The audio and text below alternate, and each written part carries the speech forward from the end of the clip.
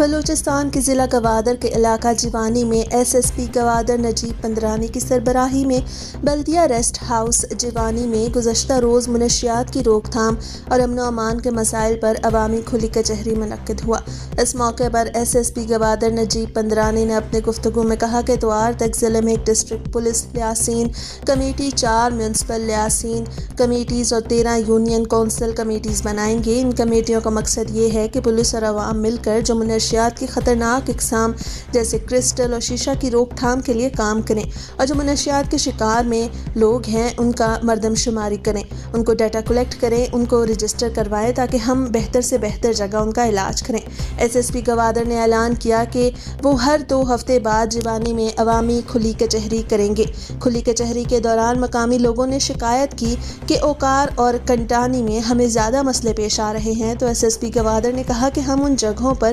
Operation کریں گے اور کنٹانی میں پولیس کا چوکی لگائیں گے۔ مقامی لوگوں نے اپنے خیالات اور تجاویز پیش کرتے ہوئے اس بات پر زور دیا کہ منشیات کی روک تھام اور امن و امان میں ہم پولیس کے ساتھ مل کر اس معاشرتی مسئلے کو حل کریں گے۔ اس موقع پر کھلی کچہری میں منشیات فروش مولا ابراہیم سکنہ اوکار جیوانی رضاکارانہ طور پر دستبردار ہوا اور کھلی کچہری میں اعلان کیا کہ آج کے بعد میں منشیات نہیں بیچوں گا۔ ایس ایس پی گوادر نجیب پندرانی اور عوام نے ان کو شاباشی دی اور ان کے لیے نیک خواہشات کا اظہار کیا۔